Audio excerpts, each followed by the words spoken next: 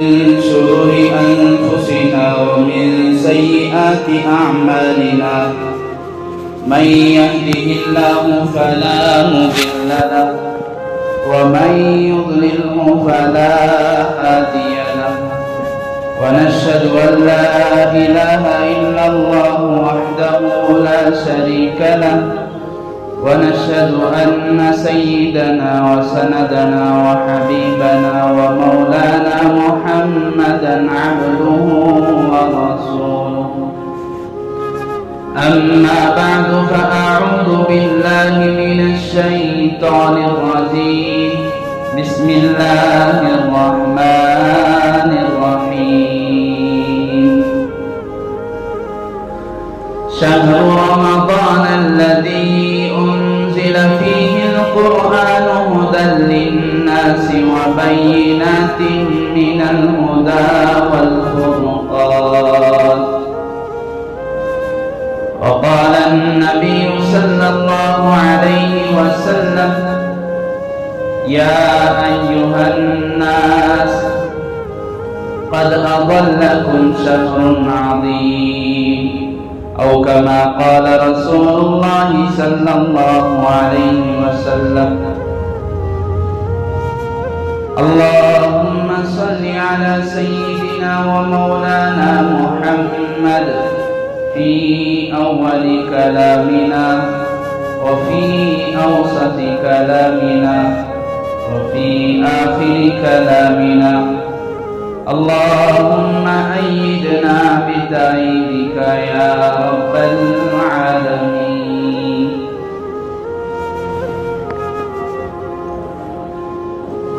بے زبانوں کو جب وہ زبان دیتا ہے بے زبانوں کو جب وہ زبان دیتا ہے پڑھنے کو وہ پھر قرآن دیتا ہے بے زبانوں کو جب وہ زبان دیتا ہے پڑھنے کو پھر وہ قرآن دیتا ہے بخشش کرنے پہ جب آتا ہے گناہوں کی امت کے گنہگاروں کو وہ رمضان دیتا ہے محترم معزز بزرگوں دوستوں نوجوان بھائیوں عزیز سامعین کرام گزشتہ جمعہ بھی اس ماہ شعبان المعظم کی اہمیت کے متعلق بہت ضروری باتیں آپ حضرات کے علم میں آئیں میں بات شروع کرنے سے پہلے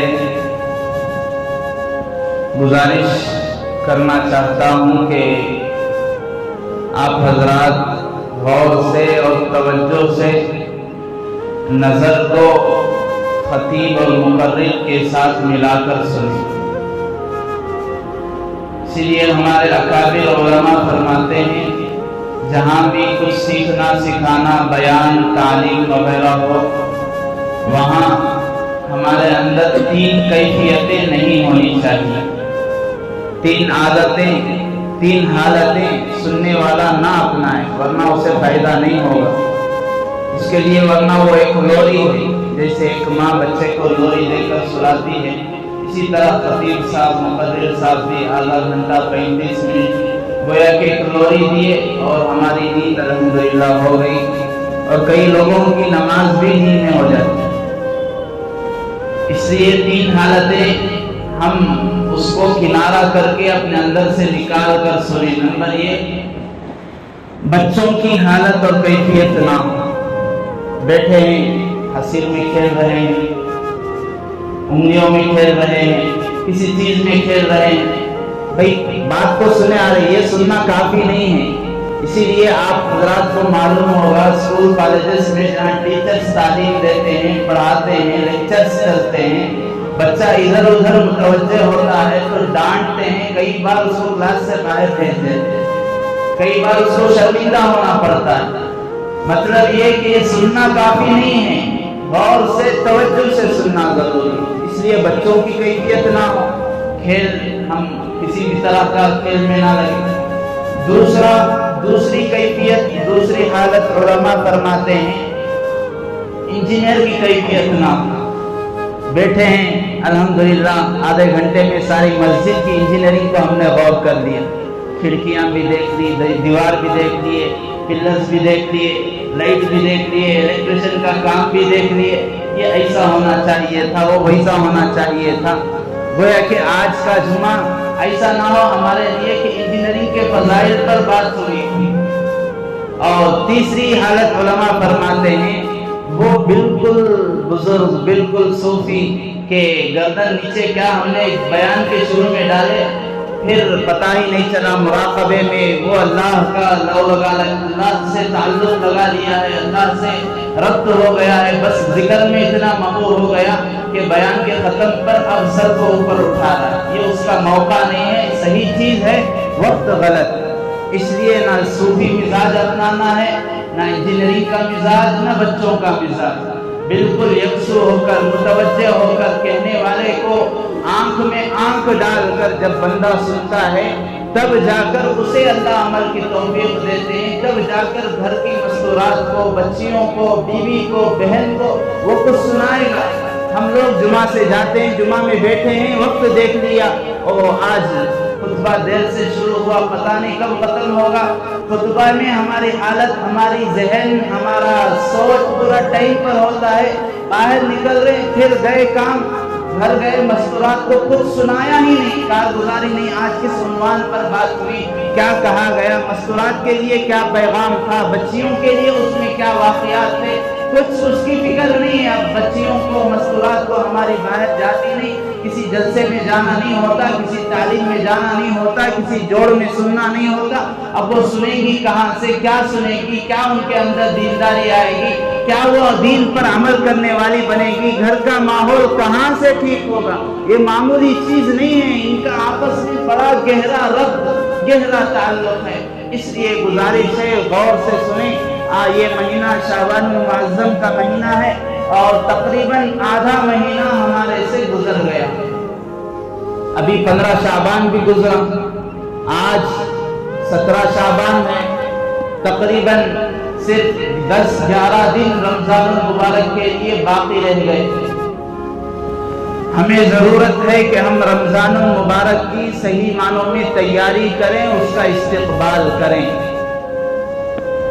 ہم لوگوں کا مزاج ہے جب گھر میں کوئی مہمان آتا ہے، وہ مہمان جتنا بڑا ہے، معزز ہوتا ہے، ہمارے لیے جتنے اس کی عزت بڑی ہوتی ہے، اتنی ہی اہمیت کے ساتھ اس کے آنے کی ہم تیاری کرتے ہیں۔ مثال کے طور پر گھر میں کسی دلہن کو آنا ہے، ہمارے بھائی کی، بیٹے کی، گھر کے کسی لڑکے کی شادی ہے، تو آپ بتائیں کتنی تیاری، کتنی اہمیت کے ساتھ، کتنے اہتمام کے ساتھ تیاری ہوتی ہے۔ گھر کو بھی بالکل پاک و صاف کر دیا، ہر ایک جو ہے اچھے کپڑے، نئے کپڑے پہننے کا اہتمام کرتا ہے۔ وہ صرف ایک دلہن آ رہی ہے، ایک عورت، ایک فرد آ رہا ہے گھر میں، اس کے لیے اتنی تیاری کی جاتی ہے۔ اب ہم بتائیں اللہ تبارک و تعالیٰ کا وہ مبارک، وہ معزز، وہ محترم، وہ برکتوں والا، رحمتوں والا، مغفرتوں والا، اللہ کے اعلان مغفرت سے بھرپور مہینہ آ رہا ہے، ہم نے اس کی کیا تیاری کی، ہم نے اس کے لیے کیا تیاریاں کی ہیں، اس کے آنے کا ویلکم ہمیں کس طرح کرنا چاہیے، کس طرح اس کا استقبال ہمیں کرنا چاہیے، ہم نے کیا کیا ہے۔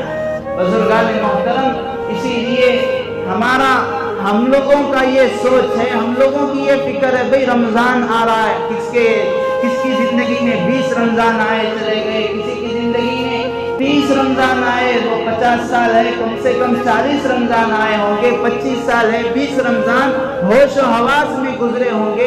رمضان وہ ایک ایسا مہینہ سمجھتا ہے جیسے غیر کہتے ہیں یہ مسلمانوں کے کھانے پینے کا مہینہ۔ رمضان آیا، روزے اس نے رکھے، روزے تو نے رکھے ہیں، روزے میں نے رکھا ہے، روزے ہم سب نے رکھا ہے، تو ہمارا کتنا وزن گھٹنا چاہیے تھا، وزن تو نہیں گھٹ رہا ہے۔ الحمدللہ سحری میں ہم اللہ کی نعمتوں سے خوب فائدہ اٹھاتے ہیں، روزہ رکھنا ہے، روزہ رکھنا ہے۔ پھر افطار کا وقت کیا ہوا کہ روزہ تھے۔ اس لیے ہم صرف ایک وقت کی تراویح 2 وقت میں کرتے ہیں. ناشتے کا تو ہم نے سحری میں کر لیا، اور عشاء وہ تو افطار کر رہے ہیں. ظہرانہ دوپہر کے وقت کی تراویح سحری میں بھی ہو رہی ہے، افطاری میں بھی ہو رہی ہے. وزن کہاں سے گھٹے گا؟ تبدیلی کہاں سے آئے گی؟ بزرگان محترم، رمضان المبارک ہمارے لیے ایک تبدیلی کا مہینہ ہے، اللہ سے توبہ کرنے کا مہینہ ہے، اللہ کے حضور گڑ گڑانے کا مہینہ ہے. رمضان کو ہم یہ سمجھیں کہ رمضان کا استقبال اور اس کی تیاری یہ ہے کہ ہم اپنی زندگی کے ہر رمضان کو اپنا آخری رمضان سمجھیں. پتہ نہیں اس کے بعد مجھے رمضان میسر ہوگا یا نہیں ہوگا، پتہ نہیں مجھے اس کے بعد رمضان المبارک کی ان رحمتوں کی، ان مغفرتوں کی، ان بخششوں کی گھڑی سے فائدہ اٹھانے کا موقع ملے گا نہیں ملے گا. یہ اس طرح اپنا آخری رمضان جو بندہ سمجھتا ہے، اب صحیح معنوں میں وہ رمضان میں اس کی جو سروس ہوتی ہے، اس کی جو تربیت ہوتی ہے، اس کی جو اللہ تعالیٰ نے تربیت کا نظام بنایا ہے، اب وہی نظام سال بھر چلتا ہے. ہم نے رمضان کا مہینہ تبدیلی کا مہینہ سمجھا ہی نہیں. رمضان آیا جا رہا ہے، رمضان آیا جا رہا ہے، اور ہم اتنے بے حس ہو گئے، اتنے ہم بے فکر پڑے ہوئے ہیں، اتنی غفلت میں، اتنے لاشعوری میں، اتنی بے حسی میں ہم ڈوبے ہوئے ہیں. ہمیں نہ کچھ خوف ہے، نہ ہم نے یہ سوچا رمضان آنے سے پہلے مجھے حرام چھوڑنا ہے، مجھے ناجائز کام چھوڑنا ہے، حرام کاری چھوڑنا ہے، حرام خوری چھوڑنا ہے، اللہ کے وہ نافرمان اعمال جس سے اللہ ناراض ہوتا ہے مجھے وہ چھوڑنا ہے، مجھے اپنے کاروبار کو درست کرنا ہے، مجھے اپنے ٹائم ٹیبل کو بنانا ہے، مجھے اللہ کی زیادہ سے زیادہ عبادت کے لیے وقت کو ترتیب اور ایک منظم انداز میں اسے سیٹنگ کرنا ہے. یہ ہم نے سوچا ہی نہیں، اس کی فکر ہی نہیں کی، اور اتنے ہم اطمینان سے رہتے ہیں گویا کہ ہمیں کوئی موت کا نہ خوف ہے نہ فکر ہے. ہم اس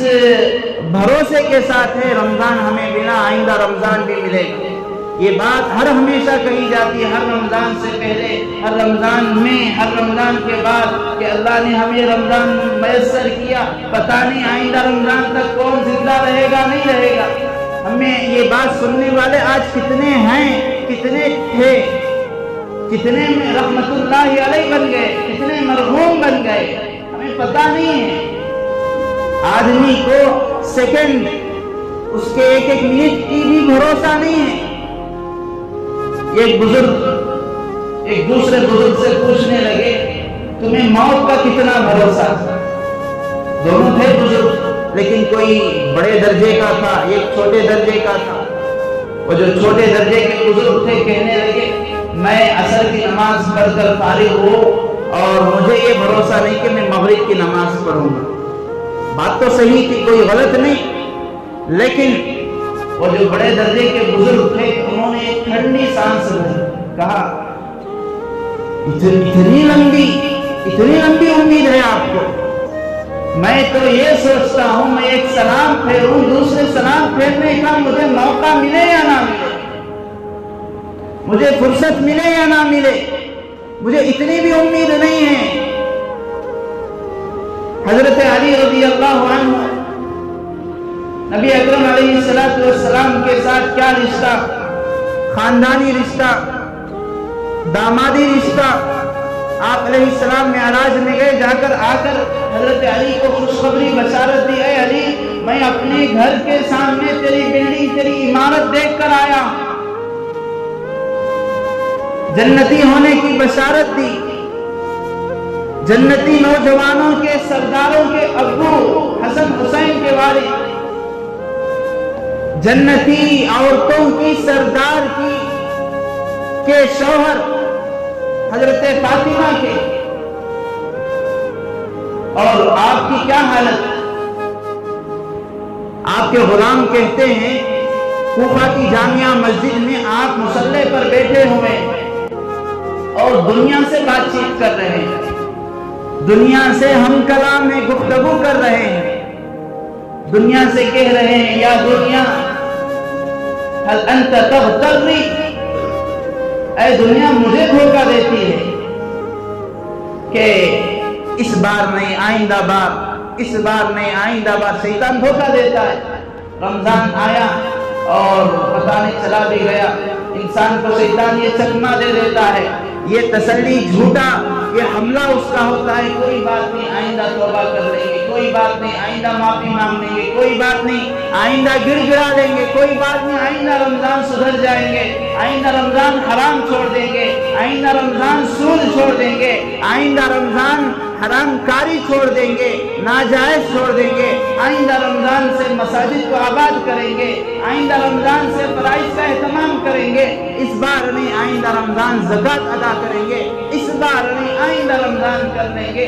حضرت علی فرما رہے ہیں اے دنیا مجھے دھوکہ دیتی ہے، تو یہ سوچ قد ابتت کی سلاس، تو یہ سوچ ایسا سمجھ، فار ایگزامپل یہ امیجن کر کہ تو میری بیوی ہے،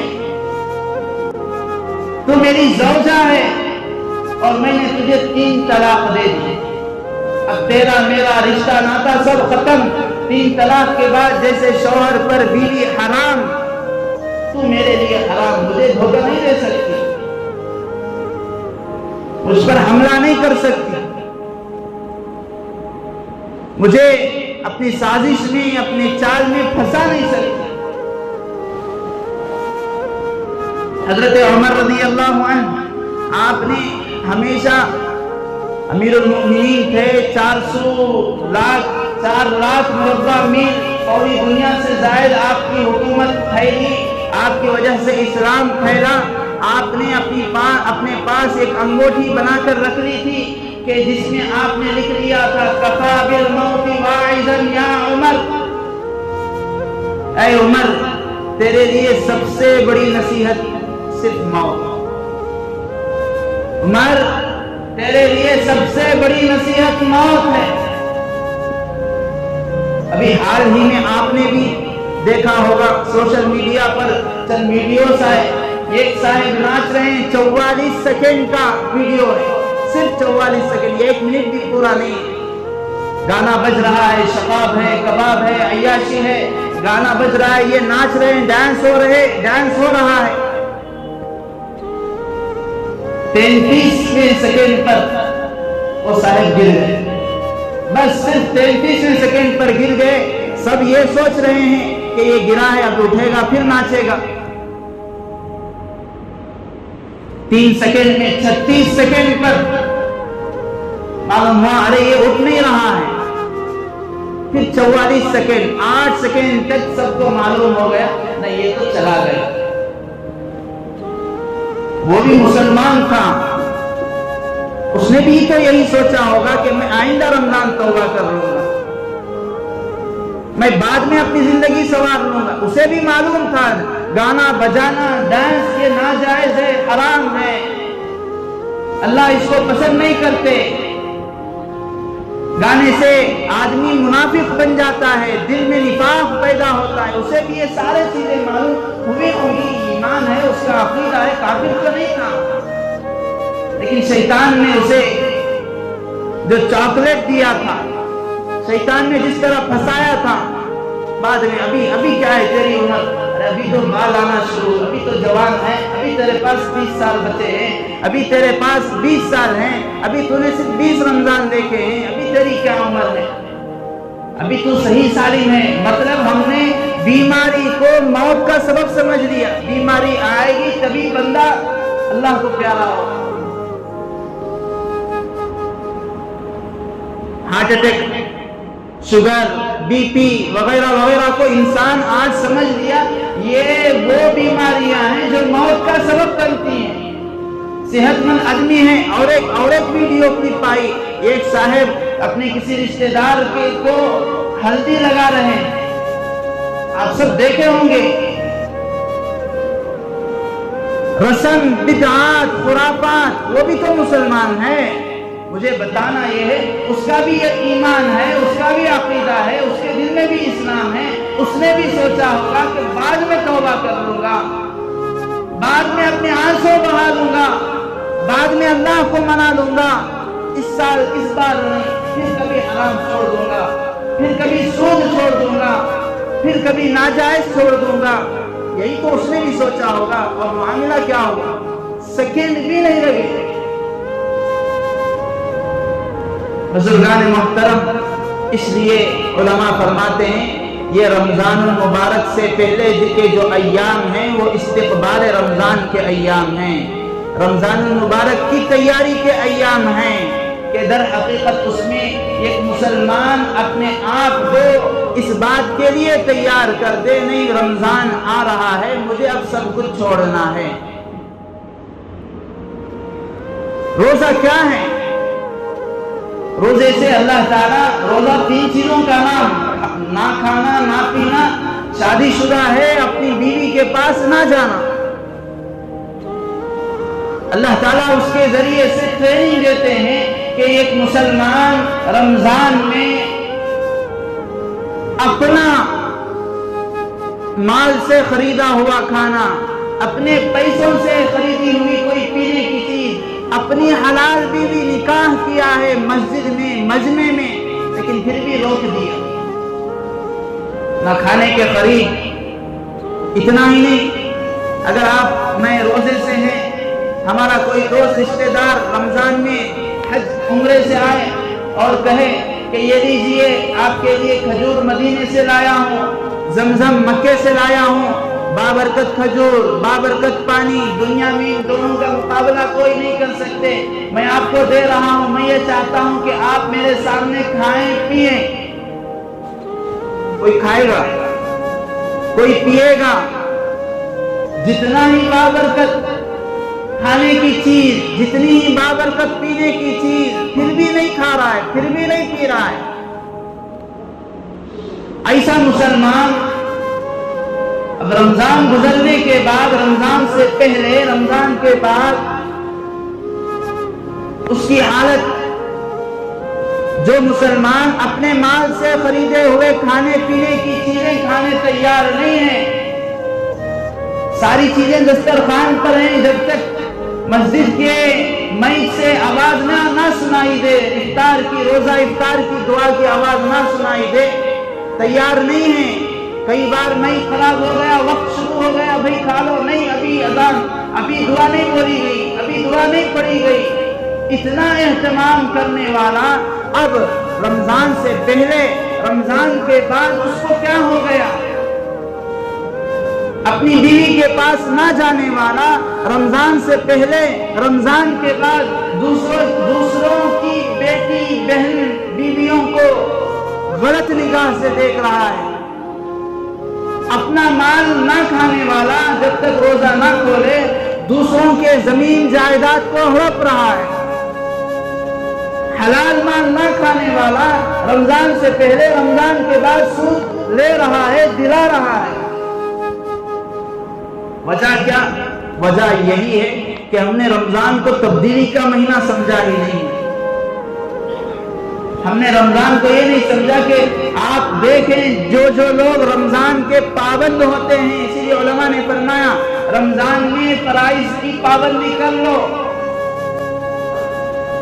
اور اس کے لیے پہلے سے ذہنی تیاری آپ کر لو.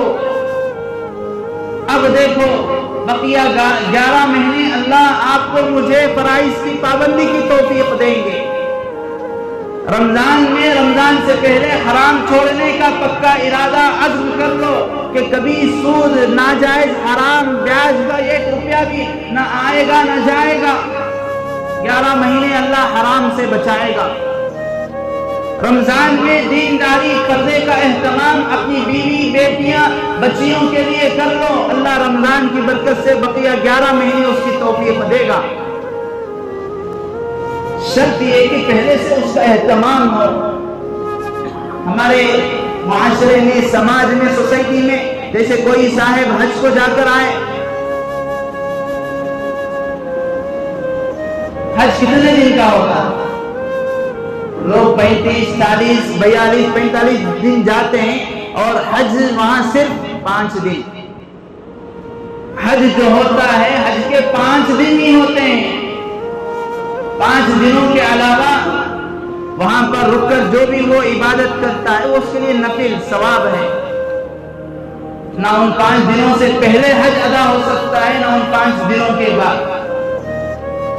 حج سے فارغ ہو کر آ کر آدمی خود یہ سوچتا ہے نہیں مجھے اب ناجائز کام نہیں کرنا چاہیے، مجھے اب داڑھی چھوڑ دینی چاہیے، مجھے سودی کاروبار نہیں کرنا ہے، مجھے نماز کا اہتمام نہیں کرنا ہے. خود سوچے گا. اگر خود نہیں سوچے گا لوگ سوچنے پر مجبور کریں گے. کیا حاجی صاحب حج کو جا کر آئے، مزید ذکر نہیں، ابھی نہ بھائی حج سے آئے، یہ کیا بیج کا سود کا کاروبار کر رہے ہیں. ابھی حج سے آئے حاجی صاحب ہیں، زبان سے گالیاں بھی دے رہے ہیں. اب لوگوں کی ان تانا کشی کی وجہ سے وہ سوچے گا ہاں مجھے چھوڑ ہی دینا ہے. صرف 5 دن کی عبادت کا اثر یہ ہوا کہ اب وہ ناجائز کو چھوڑنے کے لیے چاہتے نہ چاہتے تیار. 5 دن کی عبادت کا اثر یہ ہوا، فرائض کا اہتمام چاہتے نہ چاہتے تیار. 5 دن کی عبادت کا اثر یہ ہوا، چاہتے نہ چاہتے گھر کی بچیوں کے سروں پر دوپٹہ ڈالنے کے لیے تیار. اب رمضان 30 دن 29 دن عبادت، 5 دن عبادت ہے رمضان کی. دن میں بھی روزہ ہے، 2 عبادتیں، روزہ دن کا اور رات کی عبادت تراویح، 2 بڑی عبادتیں پورا مہینہ مسلمان کرتا ہے. پھر اس کے بعد رمضان میں نہیں میں جھوٹ نہیں بولتا، رمضان میں نہیں غلط کاروبار نہیں کرنا ہے، دھوکہ نہیں دینا ہے، ڈنڈی نہیں مارنا ہے، اسے پاس و خیال ہوتا ہے، لحاظ کرتا ہے.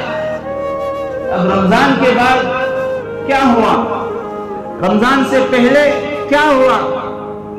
مطلب یہ کہ آدمی جو عبادت کرتا ہے جہاں مال لگ گیا اب سوچتا ہے. حج کو جا کر آیا اور اب اس زمانے کا حج لاکھوں روپے کا حج. ارے میں جا کر آیا، ابھی بھی میں نہیں سدھرا، کیا فائدہ؟ ابھی میں نماز کا پابند نہ ہوا، کیا فائدہ؟ ابھی میری زندگی میں سنتیں نہ آئی، کیا فائدہ؟ ابھی میرا چہرہ، میری چال، میرا حلیہ، میری بول، میری چال یہ سنت کے مطابق نہیں ہوئی، کیا فائدہ؟ لوگ مجھے حاجی کہتے ہیں. ایک تو وجہ یہ، اور دوسرا میرا مان لگا ہوا ہے. اب اس وجہ سے 5 دن کا اثر یہ کہ وہ ہر طرح کے حرام سے بچنے کی کوشش کرتا ہے، کم سے کم ارادہ تو کرتا ہے، فرائض کے اہتمام کی پابندی کرتا ہے، سنتوں کے اہتمام کی پابندی کرتا ہے، گھر میں دینداری لانے کی، پردے کی پابندی کرتا ہے، بچوں کی تربیت کی فکر کرتا ہے، بچوں کی دینی تعلیم کی فکر کرتا ہے. اب رمضان کا مسئلہ 30 روزے رکھ لو، کوئی روزے دار صاحب بلائیں گے، 30 روزے رکھے نا، وہاں 5 دن عمل کرنے کی وجہ سے اسے لقب مل گیا حاجی صاحب. اب یہاں کوئی نہیں بلاتا ہے اور اس عبادت کے لیے نہ پیسہ لگتا ہے. اس وجہ سے مسلمان، علماء نے فرمایا یہ ایک وجہ ہے، اس وجہ سے نہ اس کے رمضان کا پہلا حصہ شعبان پہلے مہینے، نہ رمضان کے بعد کے مہینے وہ بدلتے ہیں. بزرگان محترم، اس لیے رمضان المبارک کی آمد سے پہلے اللہ کے نبی علیہ السلام نے بھی حضرات صحابہ کو ایک لمبا چوڑا خطبہ بیان فرمایا، رمضان کی اہمیت کو اس نے بتائی، رمضان کے اعمال کو بتایا، رمضان سے پہلے رمضان کی تیاری کس طرح کرنا چاہیے تھا یہ بتایا.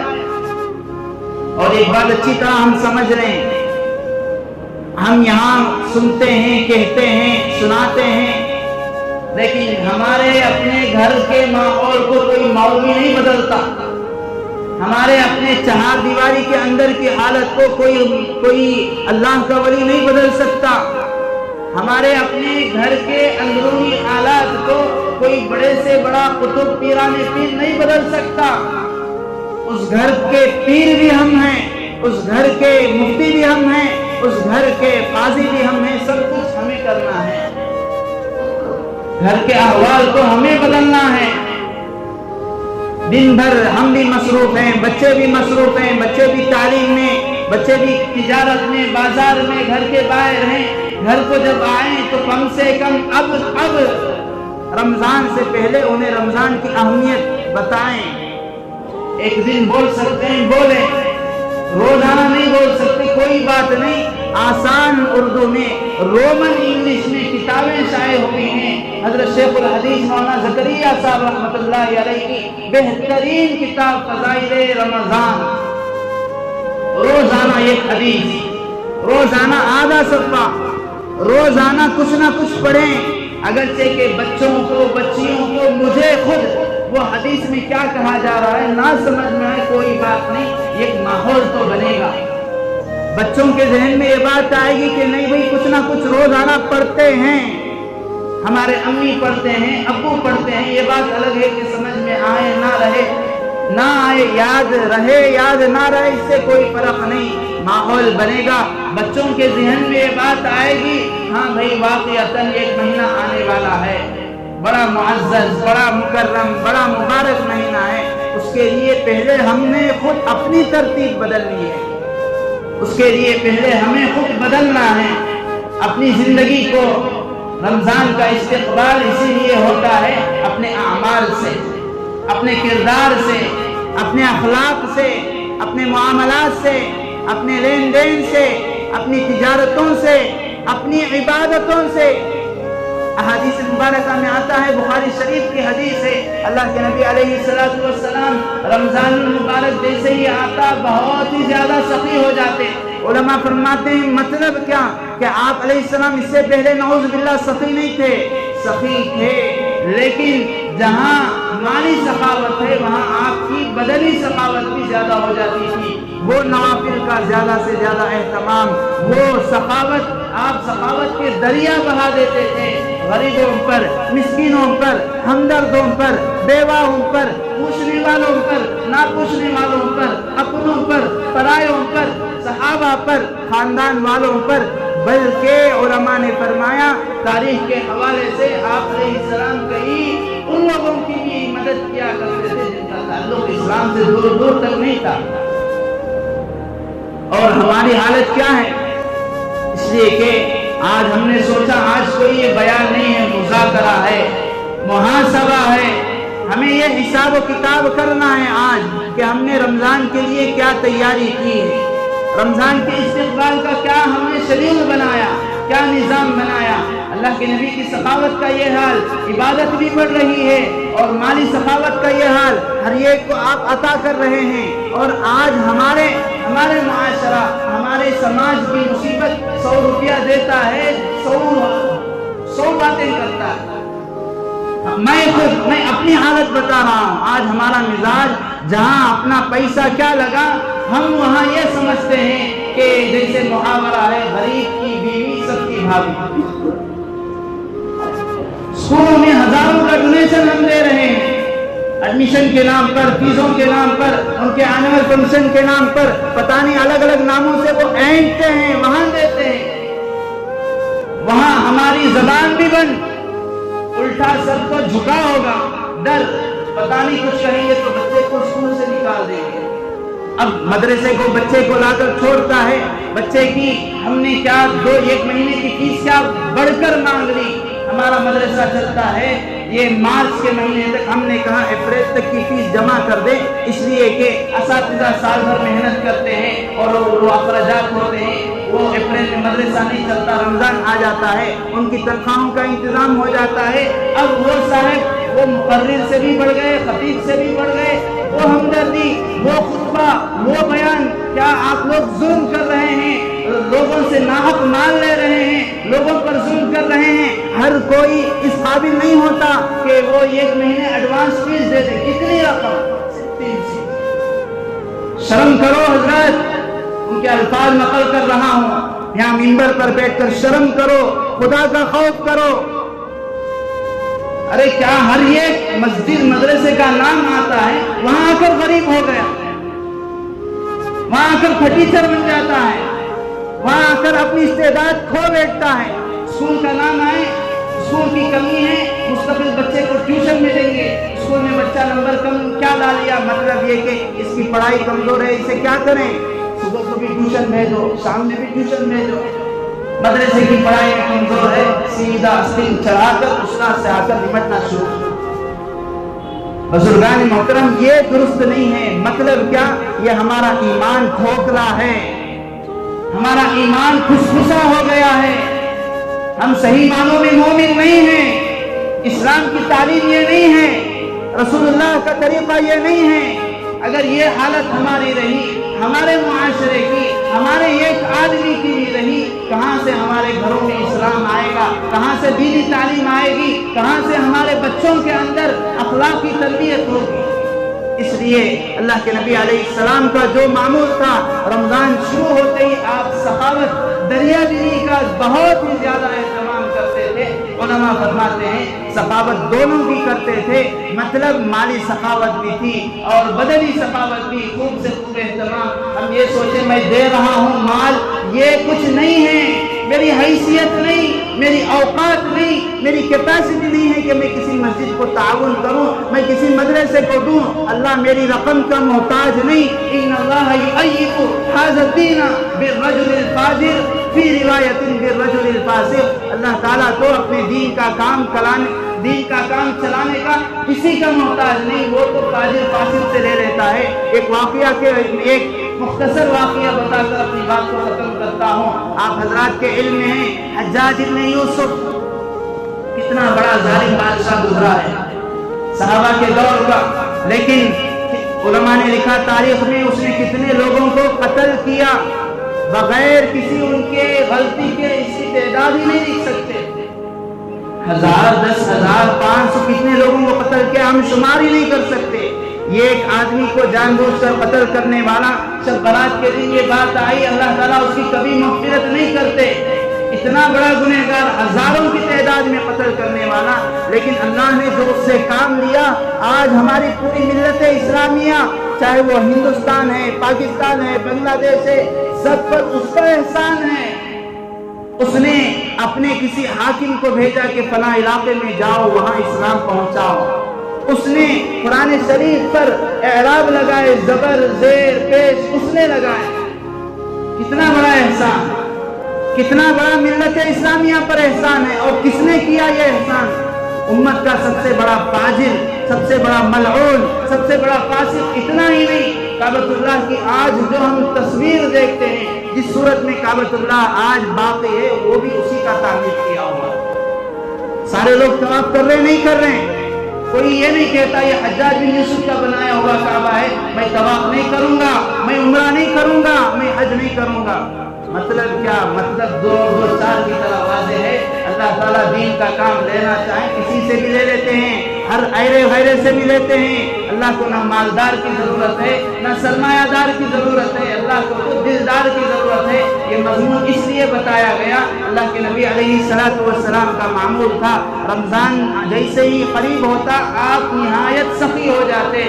سخاوت دریا دلی مالی اعتبار سے بھی ہے اور عبادتوں کے اعتبار سے بھی ہے، ہر اعتبار سے بھی ہم یہ سوچ کر دے منت شناس کے خدمت تو بگداش، یہ احسان ہے ہمارے اوپر، اس نے ہمیں چن لیا مدرسے کے لیے اور مسجد کے تعاون کے لیے۔ اس لیے جو بھی ہم تعاون کرتے ہیں، جو بھی ہم عبادت، وہ بھی ایک عبادت ہے، فرض عبادت ہے، واجب عبادت ہے، نفل عبادت ہے، مستحب عبادت ہے۔ اللہ تعالیٰ سے دعا ہے صحیح معنوں میں ہمیں رمضان المبارک کی تیاری اور اس کا استقبال کرنے کی توفیق نصیب فرمائے۔ صحیح معنوں میں ہمیں رمضان کے آنے سے پہلے اس کا شیڈول اور عبادتوں کے لیے نظام الاوقات بنا کر حرام کاری، خوری اور دیگر ناجائز ساری چیزوں کو چھوڑ کر رمضان سے پہلے سچی پکی توبہ کر لینے کی توفیق نصیب فرمائے۔ آمین۔ وما علینا الا البلاغ۔ جو اب آپ سنت نہیں پڑھیں پڑھیں۔